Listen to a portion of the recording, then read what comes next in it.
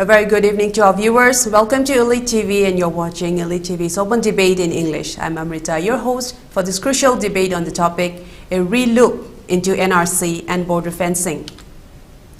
In 2018, the state of Assam witnessed widespread protests against the Citizenship Amendment Bill. Taking advantage of the unrest, certain vested interest groups extended the protests to oppose the ongoing updating of the NRC in Assam, following a Supreme Court ruling. The protests expanded to Delhi and some northeastern states, including Manipur. In both Assam and Manipur, the opposition to CAB became intertwined with concerns about the NRC, particularly among a specific community fearing exclusion. Fast forward 5 years now. The majority Métis community and other indigenous tribes are now fervently advocating for the NRC's update. While the state government set the cutoff year at 1961, there's a prevailing public demand to revise it to 1951. To discuss our topic today, we'll welcome our panelists for tonight. Our first panelist for tonight is Oja Junior Luwang, Supreme Court of India Advocate, Supreme Court of India. Welcome to Open Debate. Thank you, Amrita. Thank you. Our second panelist for tonight is Satyajeet, Bureau Chief, UNI. Welcome to Open Debate. Thank you. Thank you. Thank you. I'll open the floor right away with Oja Junior Luwang. My first question to you is, there is a debate regarding the cutoff year to be put as 1951 for NRC or 1961. So which cutoff year should we stick to? Amrita, given the sensibilities and the importance of NRC in the Northeast especially, I think we should stick to 1951. Right. Although the Assam NRC had adopted 1971 25 March as a cutoff year, yes, under the Supreme Court judgment. But Assam has a different history, because when the Bangladesh war was closed, there was a treaty between Indira Gandhi, the then Prime Minister, and the head of the Bangladesh government, which had basically stipulated that those who came to India between January 31st and 1966 and 1971 March 25th would be given all the rights of Indian citizen except for the right to vote. So Assam had a different, history, and it also had the Assam Accord, and it also had a special act called the IMDT Act 1983, which was subsequently struck down by the Supreme Court, right, in 2005. Mm-hmm. So what happened in Assam should not be and cannot be replicated in the rest of the country, because the rest of the country should have a different, base year for NRC. Right. Because adopt 1971 as a base year for NRC, then it will have serious implications for the sensitive states of almost all the states of the Northeast, and even for the whole of India. Mm-hmm.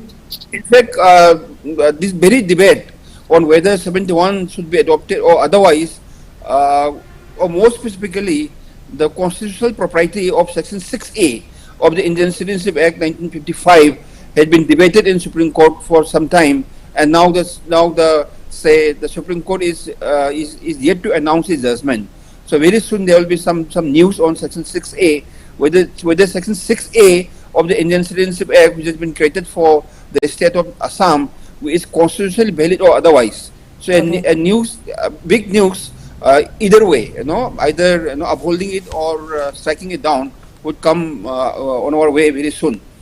So to your specific question, yes, 1951 should be adopted as a base year for NRC. For Manipur and for the rest of the country, as well as for the rest of the country. As well as because Assam has been given a special treatment, because there is a special section 6A in the Indian Citizenship Act 1955, and also they also have a special rule 4A in the citizenship registration of citizens and the issue of national identity cards rules 2003, right, which had basically let down the basic parameters for, say, introducing and operating a NRC, National Register of Citizens in India. Again, that's 2003. Now, a step in that direction, although it was gazetted in 2003, it was not immediately implemented by the government of India, and it still is not fully implemented, except for the state of Assam. But let's understand one thing. After 2003, a concrete step towards NRC was was taken up in 2010 by way of say the National Population Register. Basically, the National Population Register tries to or has compiled a list of all the residents of India, including citizens and non-citizens. Now, what the government of India is trying to do is that you create a database for all the residents, citizens and non-citizens, and then take out the non-citizens, and then it remains only citizens. Then you start identifying or cross-checking it with the Aadhaar card records. That's one way of say introducing or a prelude to the introduction of a full-fledged NRC in India. That's one way of looking at it. But the rules of 2003 has laid down the basic parameters for collection of important data for NRC and also upgrading it, at the national level, at the district level, at the sub-district level, and also at the local level. There will be a lot of database maintained under NRC. So what is unfortunate is that NRC has not been implemented or has not been fully, say, put into operation because of various reasons, although the rules were framed in 2003. Of course, we saw the Honorable Home Minister of India announcing on the floor of the Parliament in 2019 that NRC now would be, say, open up for the rest of the country other than Assam, because Assam is the only state which has taken up NRC seriously, although the Comptroller and the Auditor General of India in his report has pointed out a lot of issues in the data collection process for the NRC in Assam. Coming to your question, whether 1951 is a good base year, my answer is a good base year. It goes quite in well with the provisions of the Indian Citizenship Act. And second is that other than Assam, I think the government of India is to have a common base year for the rest of the other states of India, more specifically the Northeast. So let us not expect a different base year for the Northeast, which is different from what could be applicable for the rest of the country. So the question is, 1951 is a good base year for the purpose of introduction of NRC. Yes. Indeed, to still maintain the uniformity of the NRC, because the last NRC was filed in 1951 in order to maintain the uniformity. So 1951 would be a good year indeed. Right. Okay, now moving on to Satyajeet for my next question is that how would this implementation of the NRC, would it discourage the illegal immigrants from settling down in Manipur? How would it go about then? In fact, this is a very complex issue. The legal aspect, Junior has briefly given to us. We have seen the legal aspect also. But Amrita, I would say that this is a very big visit. For example, it started in 1951, but it was never taken up. Right. Then it was taken in Assam. Then the problem was in Assam, about 19 lakh people were left out. I mean, they will be citizenless. They will not have any citizen. And even after going through all the exercises, they decided that it is not enough. I mean, the process was wrong. So, before implementing this, what I would first suggest, before coming to your question, is that we should have a concrete policy. We should have a concrete program, plan of action, so that we do not waste our resources, we do not waste our energy, we do not waste our money, just like it happened in Assam. Right. So, coming to Manipur, Manipur is very different. We have three neighbors, for example, Bangladesh, Myanmar, and Nepal. And during from 1947 onward, we have seen huge immigration from these three countries. So, Manipur needs a very strong border policy than citizenship policy, because the problem which we are facing today, Amrita, as we all know, that this is due to the illegal immigration of people from our neighboring countries. We were, India as a state, India as a nation was not able to stop all the people coming to Manipur. That's why when there is a demographic change, there will be always crisis. This happens because, for instance, as we already know, as you also said, that the Meitei was a majority community in Manipur, but very slowly, gradually, they are now, they were around 64%, then later 54%. Now it has been, the people, experts are saying that it is around 42 to 44% now. The decline is due to we can say that the demographic change is due to the illegal immigration. Once we have a concrete policy, once we have a concrete program, we can identify who the illegal immigrants are. Here we'll be facing two problems. How we identify the illegal immigrants. The Assam process was not so fruitful. The government was not happy. The people was not happy because, as I said earlier, 19 lakhs people were left out from the list. So we did a concrete program, because otherwise, as it happened is in Assam, I would say that we'll be wasting our money. Manipur cannot waste so much money, so much energy on useless programs. So before doing that, we should be able to, we need an iron hand. For instance, we know that there are some illegal immigrants in Manipur, and we also know that through scrupulous means they have become Indian citizens, because getting citizenship is quite easy. Getting, as you must be knowing, Aadhaar card, then license, due to the officials. I do not say that the officers are corrupt, but the system is corrupt. So since the system is corrupt, I mean, it's quite easy to become Indian citizens. And since the border is quite porous, we have about 398 kilometers of porous border between India and Myanmar. So during the last 75 years, thousands and thousands in different waves must have come to Manipur. We were not able to detect it. We are not able to defend our land. We are not able to fence our boundary. It is quite unfortunate. And though very political errors and very administrative errors had been done, this is the time we should come up together and have a concrete program. But as I said, first we should have a concrete policy. Number two is, after identifying, how we will expel them.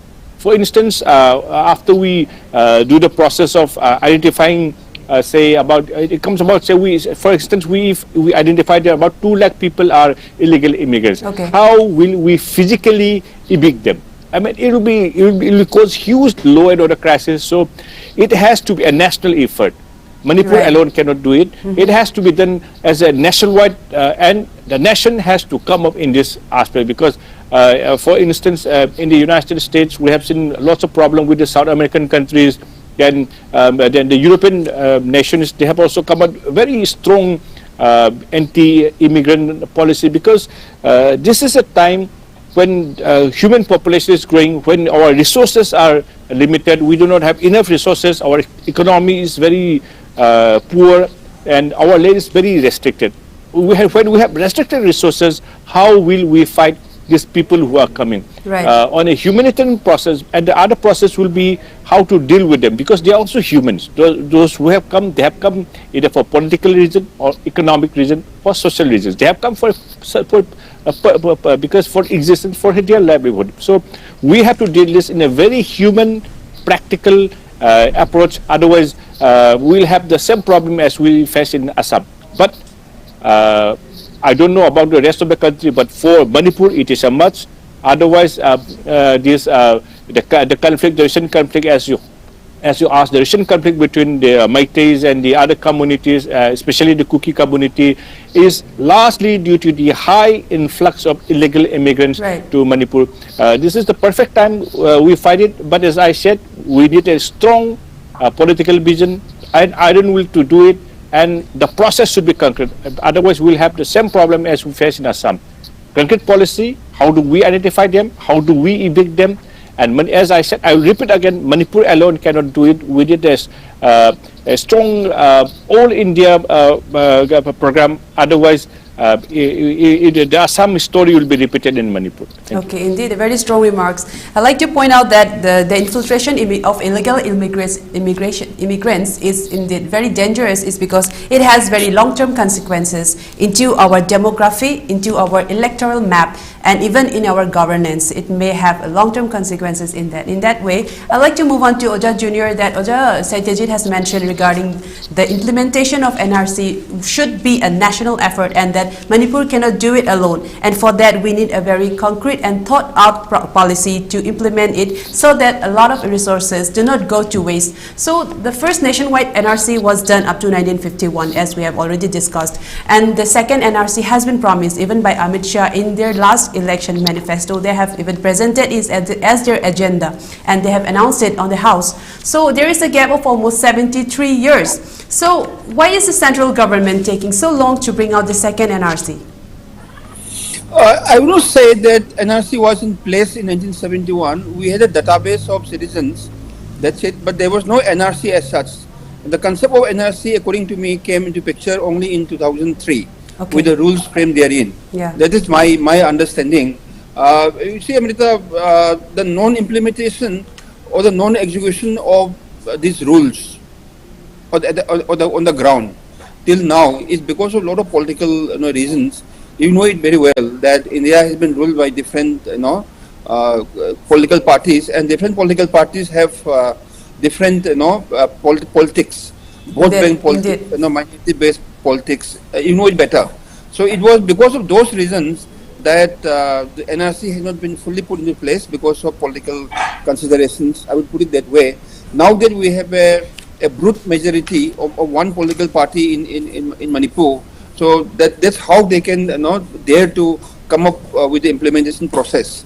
That's my understanding. Minority politics, both politics, everything is there. So that's the one reason why it has not been put in place. But yes, with the new government political dispensation, things I think would move faster. But Assam, I just want to remind the viewers, is an exception. Assam is an exception under the Citizenship Act 1955 because they have a different section, which is section 6A. Even under the citizenship rules of 2003, they have a different rule, which is rule 4A. Now, what is different is that as for Assam, what the rule says is that instead of doing a door-to-door campaign for the purpose of identification of Indian citizens, now we have to apply, people have to apply for, say, inclusion or for being a part of the NRC, and then there is broad supervision by the central government. So there is a little bit of an expedited mode of say data collection in Assam, and Assam basically the Assam NRC model fell because of 2-3 reasons which the Comptroller and Auditor General of India had pointed out. A number of indigenous tribal community members we have found missing from the database of Indian citizens. Second, they also have apparently pumped in a lot of money, which is much more than what was contemplated before. What was contemplated before was around, say, the budget was around 280 crores. Around, I think it's 288 crores, if I remember correctly. Mm-hmm. But ultimately, it crossed more than 1,000 crores. So there are also some bit of a political, you can say that corrupt practices are suspected, although not confirmed. I think it's being looked into. Yes, the problem with the rest of the states of Manipur, just as Assam had faced, could be manifold. See, one is that suppose in Manipur we have NRC. Now, what is the proof? I don't think that even illegal immigrants don't have proofs. See, they have been there for years. They have been here for months. Somehow, considering the presence of the significant presence of different tribal members in our bureaucracy, surely they must have created their own proofs. Maybe in the form of voting card, maybe in the form of Aadhaar card. People don't do a CBI investigation before issuing Aadhaar card to anybody. So some bit of a proof identification by a neighbor is all that is required, if I understand correctly. Even voting ID card also. So for a notice if we have to introduce NRC, then I think the official IDs should not be the only consideration for the purpose of inclusion. There should be other inquiries also, including the knowledge of the Lingara Phangka of Manipur, which is the Meitei language, or at least a language which is spoken for a long time in Manipur, like the Nagamis, or maybe old Kuki language. I don't know how many dialects they have.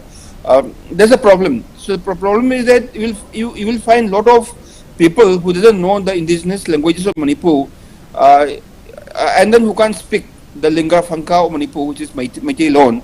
Then I think those people should be investigated a little more.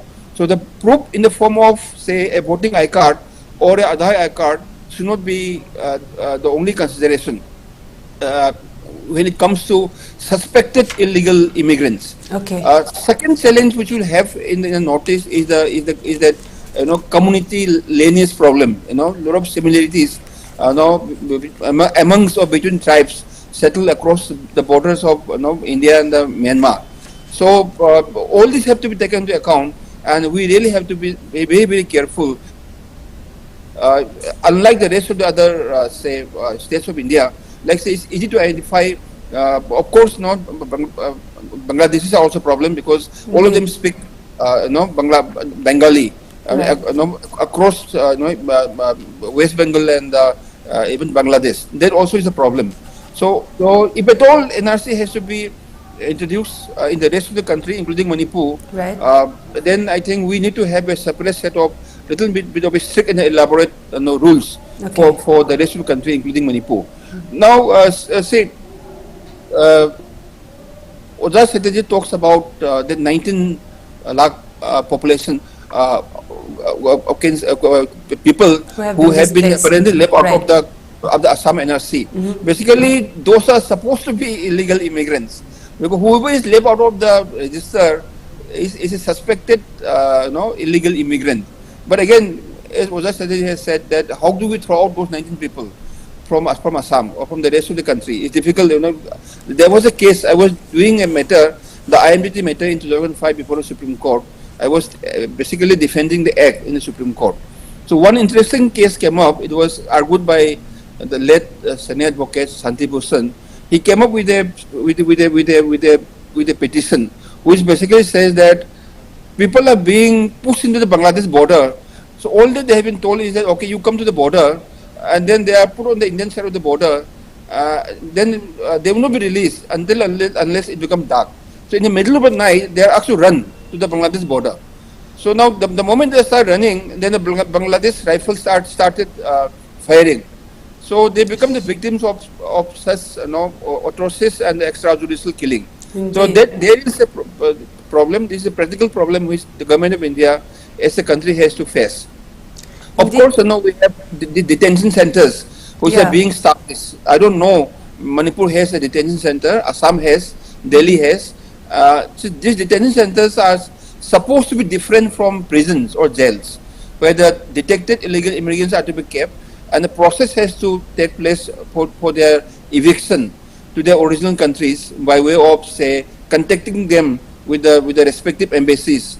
But yes, indeed. On that, I have a question for you, Oja Junior. That when those 19 lakh people that were not on the list, so there is a method for them to still seek their appeal to the court. That first they can go to the Foreigners Tribunal, and that if the Foreigners Tribunal still declare them as a foreigner or an alien, then they can also appeal to the higher courts for themselves. And then if they are still declared as a foreigner in the higher courts, then only they can be thrown into the detention centers. So my question is that after the detention centers, then what process can be done for them to be deported back to their country?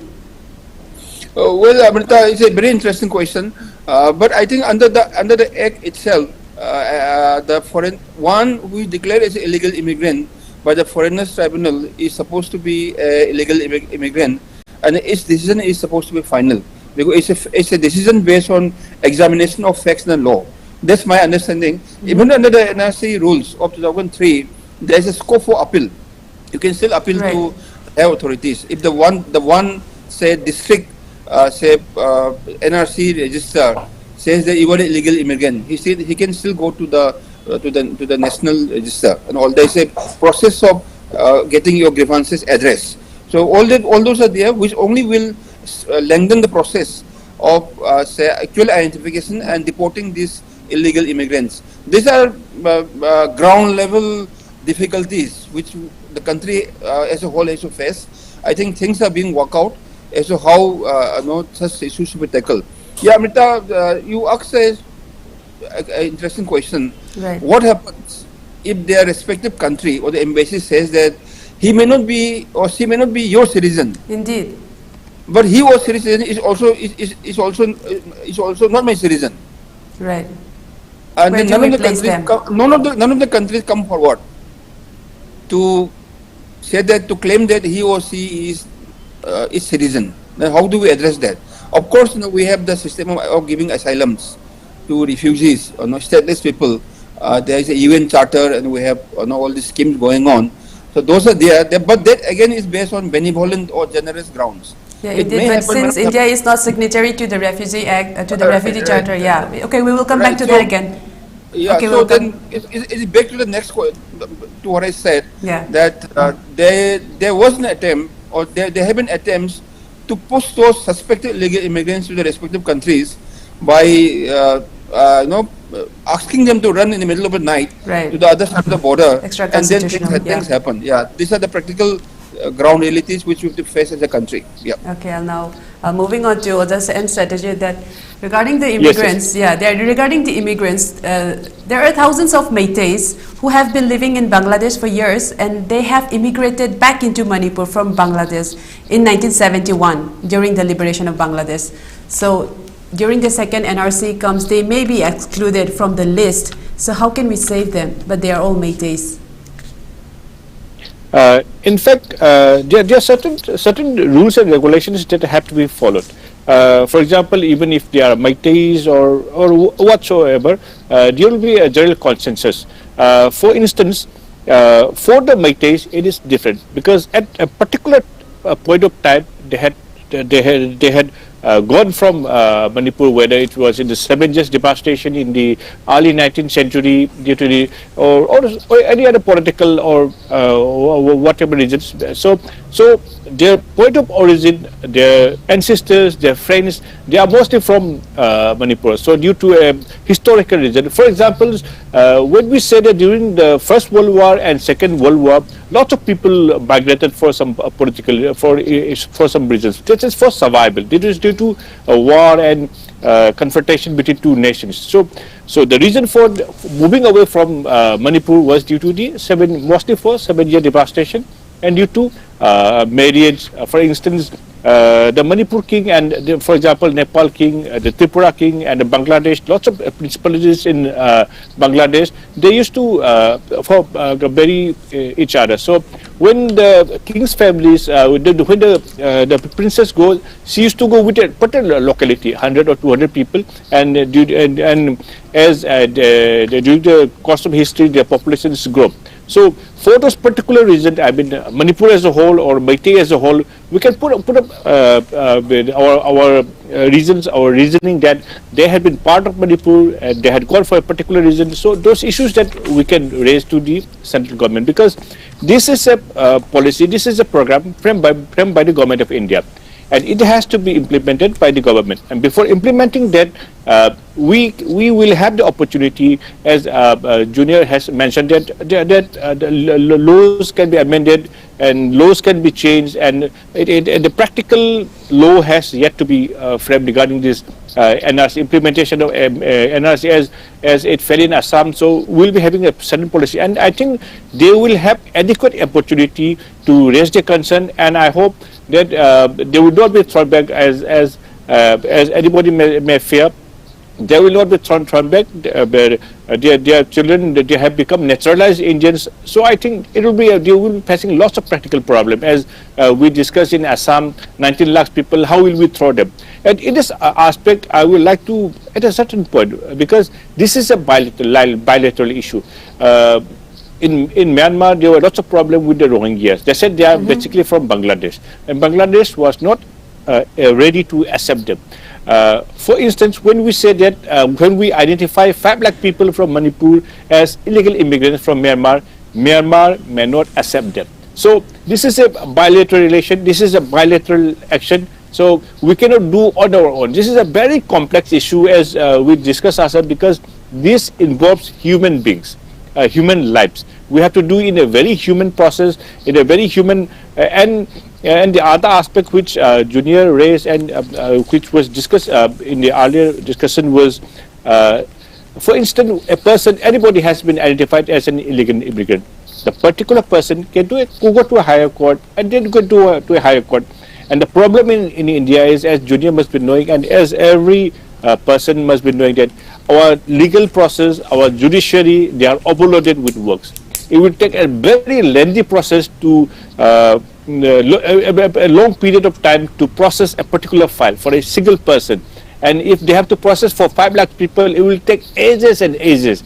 So, as I think, my personal opinion will be, it will be a very difficult work, and India will not do as such, because in Assam they spend in hundreds of crores, and if they have to implement in India, they will be spending, I don't know, the exact amount will be tremendous. It will come in about 1 billion.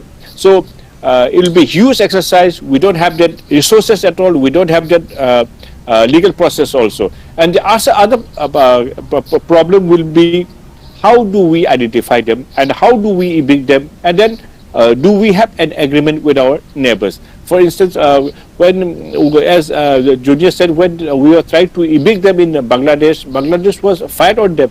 And when we try to evict the Myanmar citizens from Myanmar to Myanmar will not be ready to accept them. So as I said, this is a bilateral issue, and we have to take up as a global issue in the next phase, because we have had immigration policy, we have a refugee policy, and India is not a signatory to the refugee policy of the UN level. So India has no proper refugee policy also, whether they will be treated as a refugee, they will be treated as a political, if they are taking as political asylum. We do not have a proper policy, we do not have proper documentation. The wrongs which we have done, the improper documentation which we have done during the last 75 years cannot be corrected within a few seconds or within 1-2 years. Indeed. So I think it will be a gigantic task for the entire nation, and I think on a practical level, Manipur will not be able to throw out the illegal immigrants if we are still following this process. So the best policy will be to fence the international border, Indeed. To stop the free movement regime, and to somehow end this particular juncture.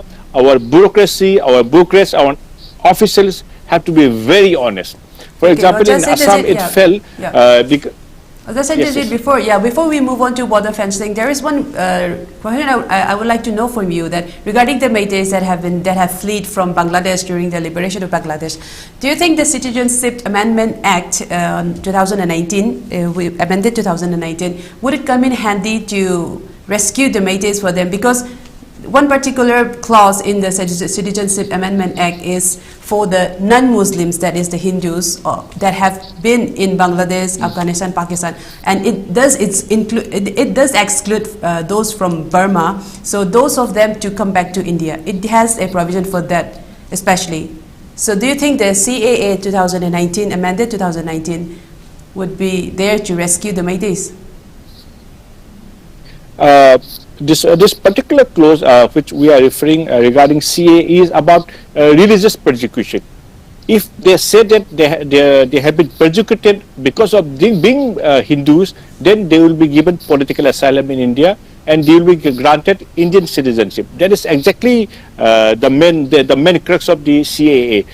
And I think it will not be a problem for the Meiteis whether they came before 71 or after 71, because they are now naturalized Indians now. They have become Indian citizens and they will not be facing any problem. And at the practical level also, even if they are identified, India will have no means to evict them, I think. So I think, and as you rightly said, if they can claim and if they can prove that they have come to Manipur because of religious persecution, then CAA will certainly help them. As the government of India has announced that CAA will be implemented very soon. They have kept on postponing it again and again. But I too hope that no Maiteis or no Manipuris will be evicted from Manipur, because we have a traditional tie also, and we have a historical tie, we have religious tie, and Manipur and the entire nation will back them, and I think they will not face any hurdle. I think they will not be evicted, I think. Okay, indeed. So I would like to move on to for my next round to Oja Junior. Indeed, a very good point from Oja in Satyajeet, that the recent NRC that was ordered by the Supreme Court on the 21st July 2015, it was completed and published in 2019. That means it took 4 years, and as Oja and Satyajeet also said, that it took a huge amount of resources. And Assam is also a state that has a lot of population and a much bigger size than Manipur. So how long do you think it might take to update NRC in Manipur? Well, Amrita, I think it could take as much time as it took in Assam. Okay. Not less than, I think, 4 or 5 years. Okay. Of course, the central government must have learned its lesson from Assam, and if it just really learned the lessons, maybe it could be lesser by 1 or 2 years. But again, we have these more complex issues of ethnic, you can say, commonality between tribes and the communities settled across the countries, basically Myanmar and Manipur. So that is a challenge which we will take on ourselves to identify the actual citizens of India and then throw out those illegal immigrants. That's one challenge which we will take on, as I have said before, not only on the basis of the official documents, but also on, on the basis of their feedback on certain queries which we have to frame ourselves for the purpose of a foolproof identification of Indian citizens. This is something which we have to deliberate in the months and years to come, and I think the government of India would surely come up soon. But as I said before, see, NRC was contemplated in 2003, but still it is not fully implemented. The implementation itself has been delayed for a very long time. If the decision to implement across India, other than Assam, had taken so much of time, then the actual execution possibly would take a long time, and then there will be disputes and the claims and the litigations which come up across India, because there will be challenges to declaration of a particular person as an illegal immigrant across India by way of writ petitions and other appropriate legal steps. That's what I contemplate. But money part, as Oja Satyajeet has said, is also a problem, because a huge amount of money has to be spent. But now that we have a national population register in India, for the first time in 2010, we have Aadhaar cards issued. Maybe that by linking these mechanisms properly, it could take a lesser time. The government must be seriously thinking about it. It is expected that the present political dispensation would come into power in the next elections also in May. That's what the political pundits say. If at all they come into power again, then I think the NRC and the National Population Register would be taken to their logical end. That is my expectation. But see, Oja Satyajeet also talk about the immigration policy in America.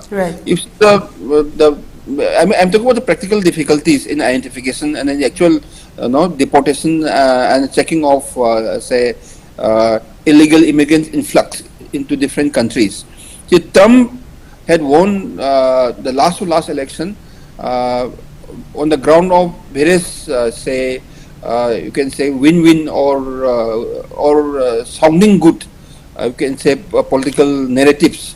One of them being that he would build a big wall. That's what he said, between Mexico and the US and Africa, because that's a big concern for the American society. The influx of illegal immigrants, including Indians. Indians also use the Mexico route very often because it's a very porous border. Even in America, although Trump had ruled America for some years, first term, now he's contesting again, he couldn't build that wall. because it's a long border, and the border between India and the Myanmar is, I think, 1,643 kilometers, which is again a long border. And so also the topography and the geography is also very much challenging. Commonality of ethnic communities across borders, those are there. So across the world, it has not been a very you can say a good exercise or a healthy and expedient exercise to detect illegal immigrants and even to stop the illegal immigrants from crossing to your own country. It's not about India as such. India also had challenges on the Pakistan-India border and the Pakistan-Bangladesh border. But still, in spite of the fact that walls have been put in place, but influx of illegal immigrants and terrorists took place across Pakistan-India border and the Bangladesh-India border, because it's not land only, even there are rivers dividing India and Bangladesh. So those also have to be protected. And then to man these hundreds of kilometers by armed forces, it's not a child's play. You really to deploy a huge amount of human resources and the money too. So Amrita, actual implementation is just a declaration of the fact that NRC will be in place, and it will just take a few seconds or a few minutes. Declaration is easy, but before declaration, I think the government of India is contemplating to put in place a foolproof mechanism to ensure that no illegal immigrant is wrongly entered as an Indian citizen in the NRC, and no genuine Indian citizen is wrongly detected as a foreigner. So those are the checks and the balances I think the government of India must be thinking, considering the you can say the different or challenging demographic composition in various states of India. So that's something which the government has to take into account. It's not about the political will as such. Political will, I think, India has come across, has covered it, because the present dispensation is in a brute majority, to the extent that now they can do what they would prefer to do. Even there was a rumor at one point of time that they were trying to even change the name of the country from India to Bharat. But if they want it today, they will be able to do. Forget about NRC, so they can go to big lengths to implement or to put in place what they want to put, because of the brute majority. So likely, I think the next some months will be very interesting once the next government is formed. But let's see how long it takes in putting in place a foolproof mechanism for NRC data collection. They have learned a lesson from Assam. Assam has a lot of problem in data collection. So let Assam be a reminder lesson for the rest of the government. Country. They must have a red flag a number of issues which could be challenging in data collection. So with Assam as a sample case, lessons learned, let's hope for a more elaborate guidelines for NRC data collection, identification of illegal immigrants, and actual deportation. Because once you have identify illegal immigrant, there is no point keeping it here in India at the cost of our resources and cost of our law and order, sensibilities. So that's something we have to look forward, and I'm sure the government of India will do it. Well, interestingly, I also was a part of the legal team for the introduction of, say, the National Population Register in 2010. In fact, I was a senior partner with the law firm, Kochar. The Kochar was, I made a bid, and I was the team leader for drafting the rules for the National Population Register then. So we had drafted the rules, submitted it to the government of India. But as I said before, National Population Register is a prelude to the National Register of Citizens. Of course. Yeah, National Population Register is basically a compilation of all the residents of India who have been citizens and non-citizens together. Yeah, so who have been resident in India for the last 6 months, and who would be in India for the likely to be in India for the next 6 months. So we put that all data. The policy was to have a comprehensive data of both citizens and non-citizens, and then when the NRC is to be implemented, all that should be done is to take out the non-citizens from the register, and what remains would be the NRC, National Register of Citizens only citizens they got non-citizens, keep the citizens, then they become NRC. But that, I think, may not be a very easy job to do. That is why the government of India is sitting over it.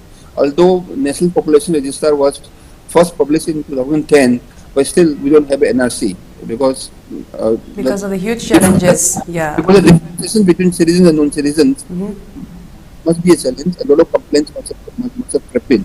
Okay, indeed. Regarding looking into all of the foolproof mechanisms to make NRC compatible and to be able to work it efficiently, there are many other samples. So I'd like to move that question to Oja Satyajeet, that the central government has ordered through the state, the governments to collect biometrics of the aliens and to update the NRC. So how will this help in updating the NRC? Because do you think the aliens the foreigners will come forward to give their biometrics to be branded as a foreigner?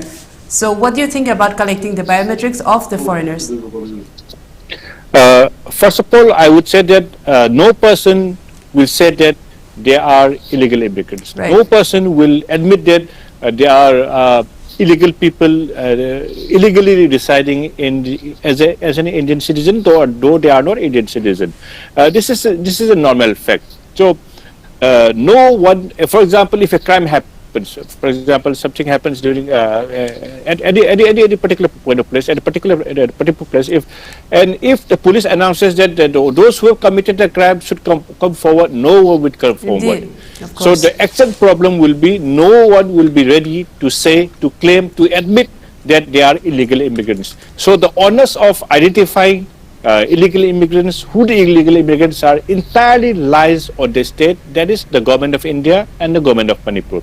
And it is the prerogative of the government of India to declare who is an illegal immigrant. For example, in Manipur, the normal trend is if you have an Aadhaar card, it's quite easy. Even if you are above 18 years of age, and if the village chief says that you are from this particular village, then you will get an election voter card. It's quite easy process in Manipur. I mean, the process of getting electoral card and the process of going through Aadhaar, the PAN card, it is extremely easy.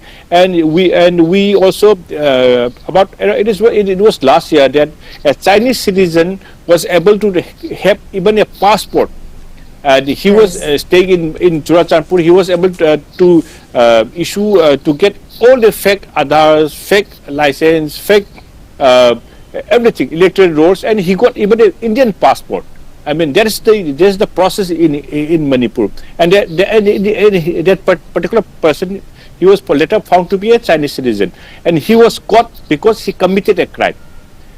He would not have been arrested if he had not committed a crime. So this is the problem which we are facing, and as I said, the entire problem lies with the government. We have to frame the policy, we have to identify them, and we have to establish a process through which we can we have to use a very human word. Evicting them, throwing them out will be, it seems quite inhuman, but rehabilitating them, helping them rehabilitate in their own country. For example, if they are from Myanmar, then we have to help them. And as I said, since this involves two nations, we have to take up with them also. And India government as such can help from Myanmar government to have their identity, to establish their original places, and we can take their election data. They don't have a proper, if they don't have proper election data also, then we can take the census also, because they also do census, Myanmar, Bangladesh, Nepal. So we can take the help from them officially, and we can easily identify the as you said, the alien people, those who are illegal immigrants. But as I said earlier, I will repeat again, they will never come on their own forward, but they have to do it. But the other problem is, we will have a problem, those who already came and those who have election ID cards, passports, and even illegal immigrants, their children, even themselves, they have become professors, they have become, they are government employees now. So it will be a big exercise. So and we found that a particular professor, he became an Indian citizen in the 1970s, and before that he and the entire family had no their names were not included in the electoral roll of Manipur. We have found certain cases also. We have found lots of cases also, and those are individual cases, and these are happening in lakhs. So I hope that the government does something, as our advocate, Supreme Court advocate Junior Luwang said, that this government has a commitment, because nobody thought that Article 370 will be removed. Nobody thought that they will be doing something, but they have done. If they have done, and as we suspect and as we feel that they will do something. Otherwise, as we have been discussing, Manipur and in the entire nation will be facing lots of problems, especially since our neighbors are. We are better off than our neighbors, so there is a tendency for them to come to our land. And Manipur has a different problem. For instance, the indigenous people, that is the Meiteis, they are not able to settle in the hill areas.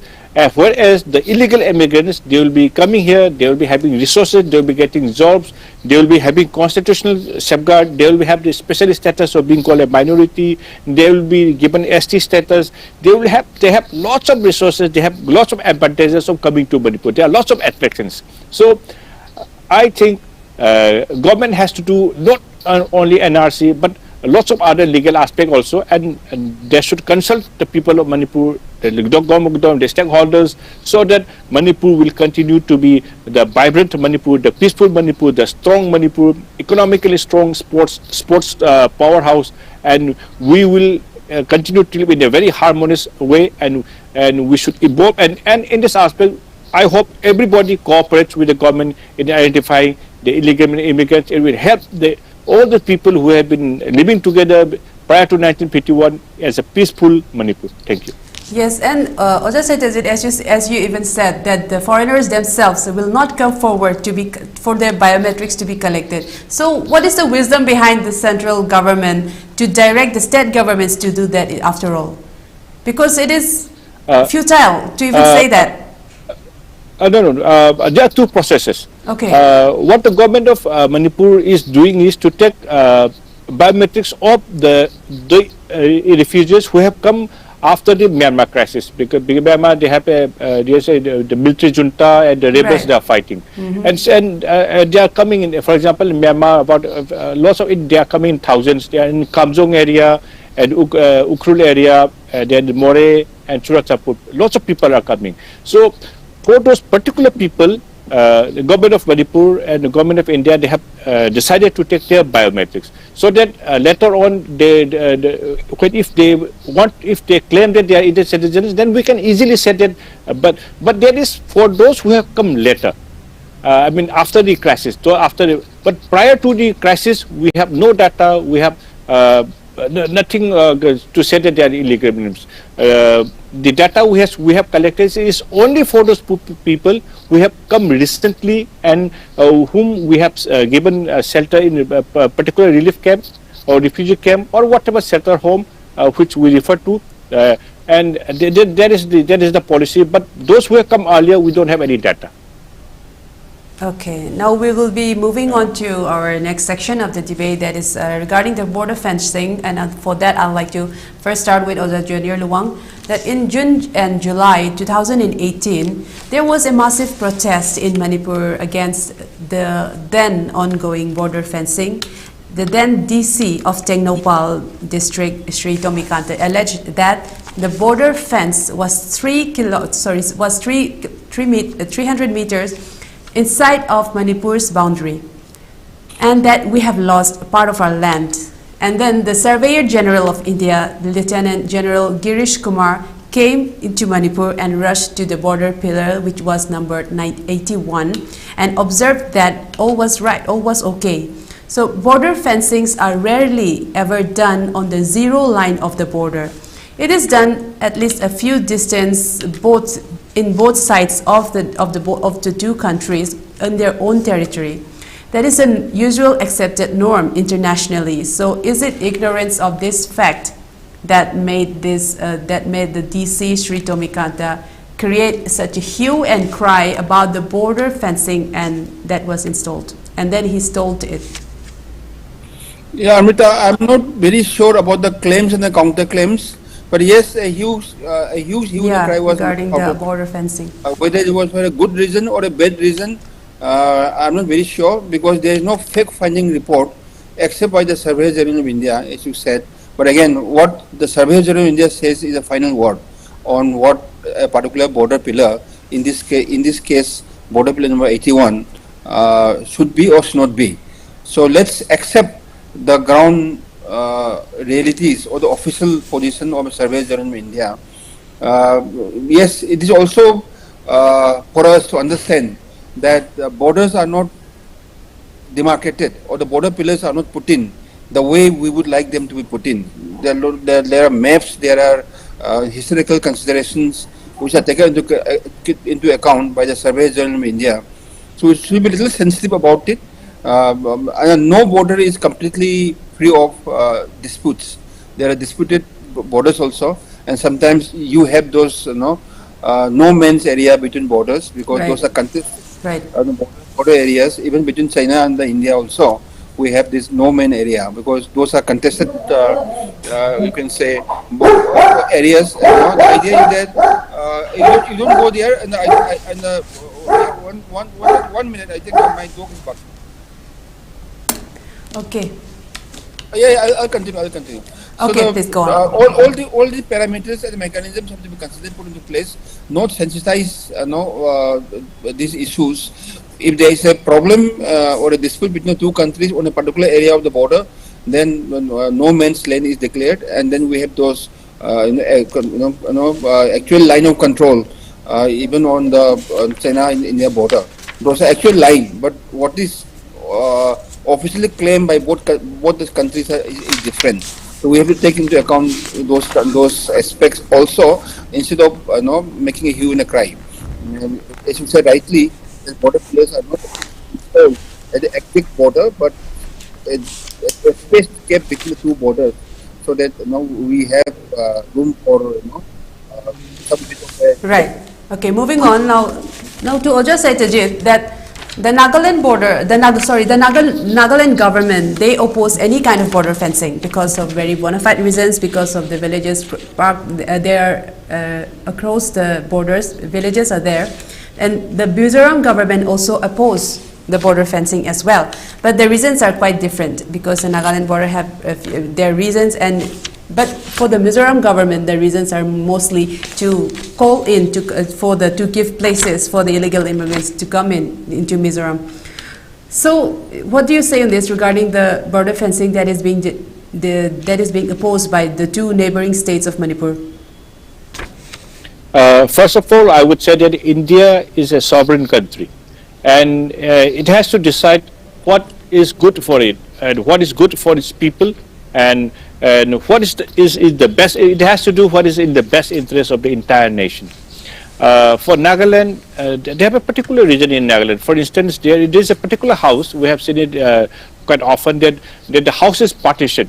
Half is in Myanmar and half is in Nagaland, and that is a very valid point. But those are extreme cases, and those are not general cases. In those cases, we can have a general consensus that will not disturb them. And those are individual cases, those are article cases. But for the entire boundary not to be fenced is a matter of security reason, because since India is a sovereign country, India has to do something. Otherwise, India cannot be dictated by the state governments, by the civil societies, by the students or whatsoever. We have to do what is in the best interest of our own people. We cannot keep the entire boundary open also, because if, for instance, the particular reason they have given is, they have opposed the free movement regime is that people speaking same language, people speaking the same, following the same tradition, people following people in of the same ethnic group, they are in both sides of the country. They have to meet. They have to live together. They have to what their social and religious practices. But we have to say that we have to evolve a means through which they can interact. They can freely interact, and their life will not be disturbed. But at the cost of their free movement, we cannot allow the entire area to be open, and during the process also, scrupulous people with criminal tendencies, with evil minds, they may infiltrate and they will create law and order problem. Even they may cause threat to our nation. That is exactly what is happening in Manipur. People who came here, they have come with a vision to destroy our state, to partition it, and they have destroyed our culture, they have destroyed our history, and to establish, to prove their identity, they are trying to destroy our history, everything. So, to protect ourselves, we have to fence the border. Otherwise, we'll not be able to save our future. Yeah, Satyajeet, on that note, I would like to ask you something regarding traditional boundaries of states. The traditional boundaries does not always coincide with the international boundaries. So, do you think that the traditional boundaries should be taken into account while fencing the border? You see, when we said international fencing, we can have certain walls, certain rooms, and certain offices where they can interact, and there has to be certain policy. It is, for example, at our houses, we cannot keep our entire houses open. We keep a particular gate. So we can, in the entire fencing, we do not say when we fence, we do not mean that entire boundary will be fenced. There will be walls, okay. There will be gates through which there will be bilateral relations, economic, social, whatever. And through that gate also, India and Myanmar can evolve a process through which people belonging to the same ethnic group, they can meet peacefully, and they can do whatever they want, and they can return before nightfall. That is the policy which okay. they have to follow. Otherwise, because if we keep the entire fence open, as I said, scrupulous people with right. evil minds, they will be coming in, and they will be infiltrate, and they will create law and order problem. Even they are a threat to our national security. So we have to defend ourselves. I think otherwise there is no means. Even if they protest, as I said, we can keep a certain, for example, in the Great Wall of China, there are certain doors, there are certain rooms where they can meet. And that policy, India, we are very close to Myanmar. We can frame a policy through they can meet freely. I think that policy we can frame. Otherwise, keeping the entire door open, keeping our entire houses open to thieves and illegal immigrants, and it will be dangerous, as you said. Thank you.